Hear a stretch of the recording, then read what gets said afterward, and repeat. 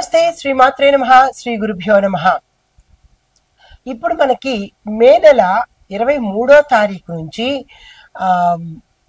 బుధుడు వృషభ రాశిలోకి ప్రవేశం చేస్తున్నాడు. ఎప్పుడైతే వృషభ రాశిలోకి బుధుడు ప్రవేశం జరుగుతుందో ఆ వృషభ రాశితో పాటు మిగతా వాళ్ళకి కూడా తన యొక్క ప్రభావాన్ని ఫలితాలను ఎలా ఇవ్వబోతున్నాడు, ఈ బుధుడి యొక్క గోచార ఫలితాలు మేషాది ద్వాదశ రాశుల వారికి ఎలా ఉండబోతోంది, ప్రత్యేకంగా వృషభ రాశి వారికి ఎలా ఉండబోతోంది అనే అంశాలతో పాటుగా తదుపరి రాశి ధనస్సు రాశి. ఈ ధనస్సు రాశిలో బుధ సంచారము 6వ స్థానంలో జరుగుతోంది. 6వ స్థానం అనగానే ఏంటంటే శత్రుస్థానము. ఈ శత్రుస్థానంలో బుధ సంచారం జరగడం వల్ల మీరు ఏ పోటీలో కాంపిటీషన్ లోకి వెళ్ళినా సక్సెస్ తో తిరిగి వస్తారు. శత్రువులు తగ్గిపోతారు. శత్రువులు కూడా మీకు మిత్రులు అవుతారు. కొంతమంది వెళ్ళిపోతారు, కొంతమంది వాళ్ళ తప్పు తెలుసుకుని మీకు మిత్రులుగా అయ్యే అవకాశం కనబడుతోంది. దాంతోపాటు ఉద్యోగంలో కూడా మీకు స్టెబిలిటీ లేకపోవడము లేదా ఉద్యోగాలు మారడము, ఏమి చెయ్యాలో తెలియని పరిస్థితిలో ఉన్న వాళ్లకు ఈ సమయంలో మంచి క్లారిటీ వచ్చి స్థిరత్వం అనేది ఏర్పడుతుంది. మరింత ముందుకెళ్లి విశ్లేషణ చూసినట్టయితే శత్రుస్థానంలో బుధుడు గోచార రీత్యా సంచారం చేయడం వల్ల పోటీ పరీక్షల్లోనూ ఇటు లీగల్ వ్యవహారాలు, ఆరోగ్య సమస్యల మీద మీరు గెలుపు పొందుతారు, అంటే మీరు సక్సెస్ సాధిస్తారు అని అర్థం అనమాట. అయితే ఉద్యోగంలో చూసుకున్నట్టయితే స్థిరత్వం ఉంటుంది, అంటే పర్మనెంట్ గా మీరు ఆ ఉద్యోగాల్లో నిలదొక్కుంటారు. పాత సమస్యలు ఏమైనా మీకు గతంలో ఉండి ఉంటే కనుక అవి తీరిపోయి మంచి వాతావరణం కనబడుతోంది. దీంతో పాటు మీరు ఇన్నాళ్ళు మానసిక అశాంతికి గురై ఉంటే కనుక ఈ సమయంలో మానసిక ప్రశాంతతను కూడా పొందే అవకాశం కనబడుతోంది. తర్వాత శత్రువులు, మిమ్మల్ని వ్యతిరేకంగా చూసే వాళ్ళ యొక్క ప్రవర్తన జాగ్రత్తగా పెట్టుకోండి. మీరంటే పడని వాళ్ళు ప్రతి రంగంలోనూ ఉంటారు. ఒక మనిషి అంటే ఇంకొక మనిషి పడదు.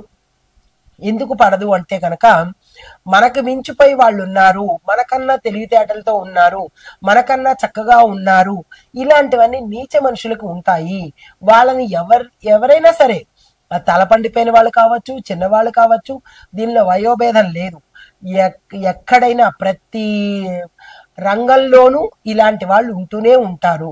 కాబట్టి మీరున్న ప్రదేశంలో ఇలాంటి వాళ్ళు ఎవరైతే ఉన్నారో వాళ్ళ నుంచి జాగ్రత్తగా ఉండండి. జాగ్రత్తగా ఏం అక్కర్లేదు, అలాంటి వాళ్ళని వదిలేసేసి మీ పని మీరు చేసుకుంటూ వెళ్ళిపోండి.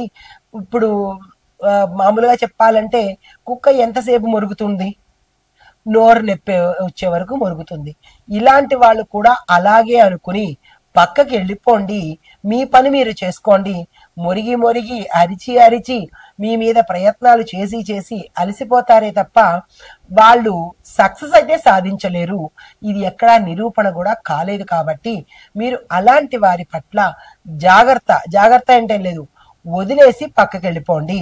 దీంతో పాటు బుద్ధి కుశలతతో వ్యవహరించండి. అలాంటి వాళ్ళు పదే మీ ముందుకు వస్తున్నప్పుడు కొంచెం టాక్ట్ఫుల్ గా వాళ్ళతో వ్యవహరించండి. తర్వాత కొన్ని అసైన్మెంట్లు మీరు సంతకాలు పెట్టవలసి వచ్చినప్పుడు టైం మేనేజ్మెంట్ చూసుకోండి. ఎలా పడితే అలా కాకుండా, ఎప్పుడు పడితే అప్పుడు కాకుండా ఒక టైం ప్రకారము కనుక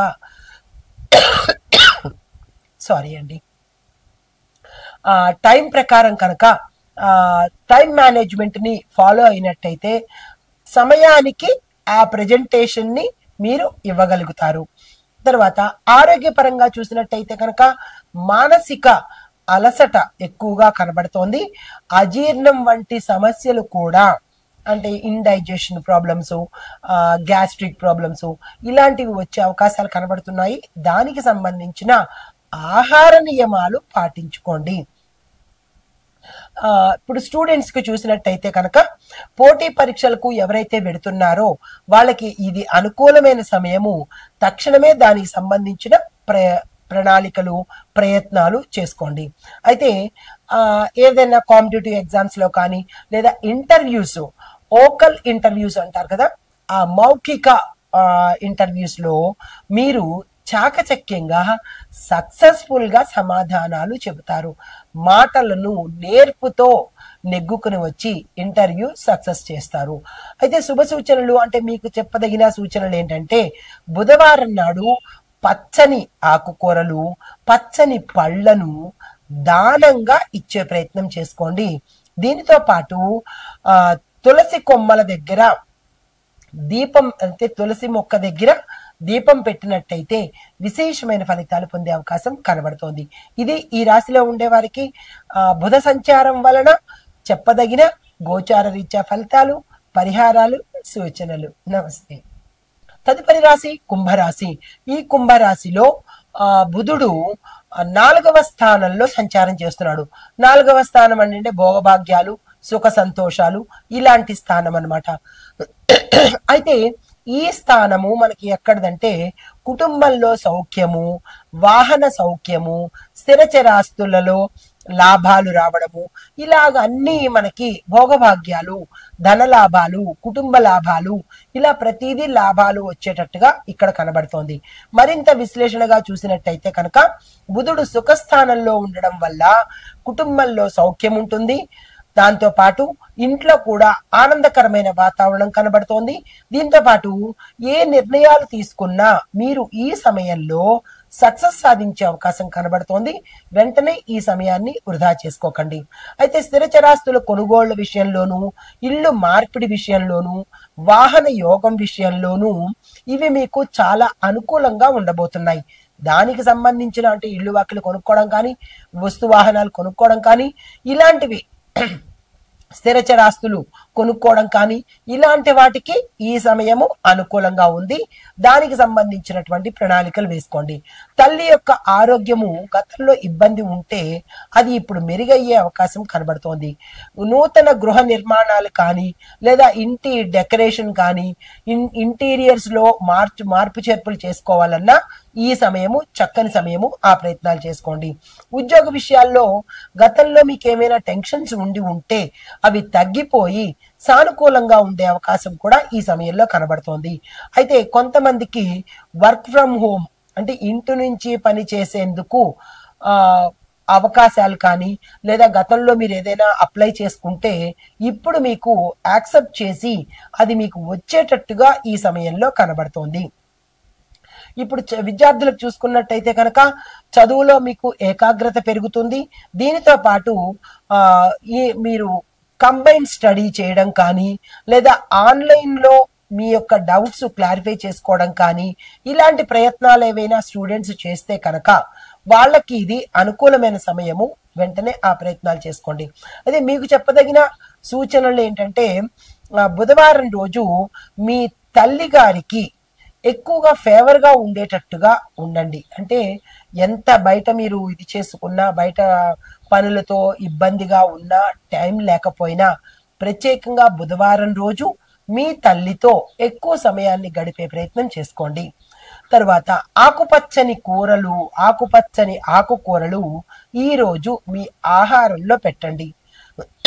అంతేకాని ఈ రోజు మాత్రము నాన్ వెజ్ దగ్గరికి వెళ్ళకండి. శాకాహారులైతే సరే, మాంసాహారులైతే మాత్రము ఈ రోజుని మాంసాన్ని ముట్టకుండా ఉండే ప్రయత్నం తప్పనిసరిగా చేసుకోండి. ఇది ఈ రాశిలో ఉండే వారికి చెప్పదగిన గోచార రీత్యా బుధ సంచార ఫలితాలు, పరిహారాలు, సూచనలు. అయితే ఓవరాల్ గా ఈ బుధ సంచారము మనకి 12 రాశులకు బుధుడు వృషభ రాశిలో సంచారం చేయడం వల్ల ఈ ఫలితాలు మనకి ఉంటాయి. అయితే ఇవి ఎప్పటి నుంచి ఎప్పటి వరకో మన ప్రేక్షకులకు తెలియజేస్తాను. ఈ డేట్లు జాగ్రత్తగా గుర్తుపెట్టుకోండి. ఈ సమయాన్ని ఎవ్వరూ వృధా చేసుకోకండి. అయితే మే నెల 23, 2025 నుంచి జూన్ 12 వరకు మాత్రమే, అంటే మే 23 నుంచి జూన్ 12 వరకు మాత్రమే బుధ సంచారము జరగబోతోంది. ఈ సమయాల్లో మీరు ఏ పనులు చేసుకోవాలనుకున్నా నేను వివరించినట్టుగా మేషాది ద్వాదశ రాశుల వారికి ఎవరెవరు ఏ సమయంలో ఏ రంగంలో ఎలాంటి పనులు చేసుకోవాలి అనేది వివరంగా తెలియపరిచాను. ఏ పరిహారాలు చేసుకోవాలో కూడా సవివరంగా తెలియపరిచాను. ఇవి గోచార రీత్యా ఫలితాలు. వాటిని అనుసరించి మీరు ఈ ఫలితాలను పొందాలి అని కోరుకుంటూ నమస్తే.